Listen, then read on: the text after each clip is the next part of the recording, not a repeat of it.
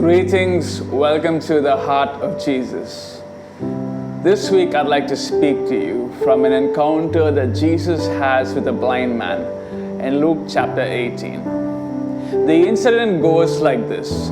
A blind man is by the side of the road begging, and he hears a crowd passing by him. When he inquires, he finds out from the crowd that Jesus is passing by, and he cries out at the top of his voice, crying out to Jesus. Now there is a moment where Jesus stands still, and he commands the blind man to be brought to him. Now it is at this point that Jesus says something unique to the blind man. In Luke chapter 18 verses 41, Jesus says, "What do you want me to do for you?"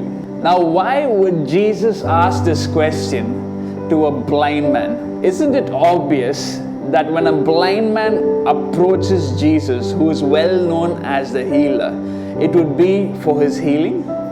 Then why would Jesus pose this question to the blind man in the first place? Now this question tells us a lot about the heart of Jesus. Jesus values the voice of those who cry out for his name. And he desires and delights in having a conversation with him.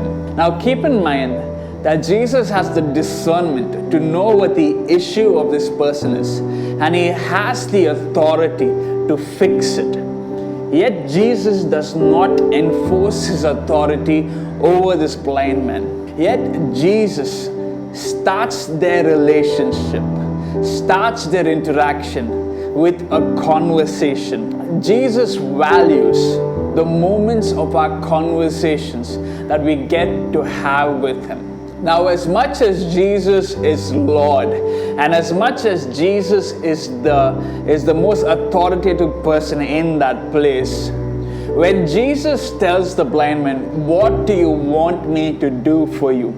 he simply gives him the boldness to freely approach him and give his request. Jesus, when he comes to us with his presence, in our conversations with him, he gives us the boldness to freely approach him in our time of need. Now the blind man looks at Jesus and he tells him, "Lord, that I may receive my sight." And the blind man gets instantly healed when Jesus says the word, "Receive your sight, your faith has healed you." Now in this moment, that blind man receives more than just his sight. His entire life is transformed in this moment. When Jesus said, "Your faith has healed you," that word healed means saved.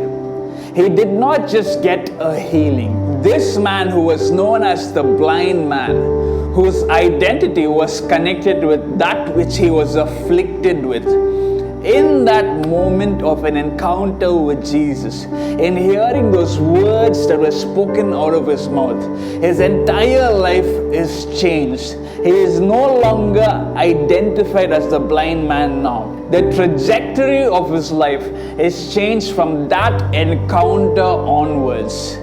Because of his blindness, he was a beggar. He was the lowest caste of society. And from that point of an encounter, he is raised up to a new standard. He is raised up to be a follower of Jesus. No longer known by what he was bound with, no longer known by the blindness he was afflicted with. In this moment, he is saved. Now this is what a moment with Jesus does. He draws us into conversations with him. And it just takes one moment in his presence, one moment to hear a now word out of his voice to completely transform us and completely change our lives forever. When we look at this incident, I don't know which is better. Is it to have a moment of an encounter with Jesus and receive a healing? Or is it the fact that the first thing you see when your eyes are truly opened for the first time is the face of Jesus? When this blind man had his eyes opened for the first time, he saw the face of Jesus.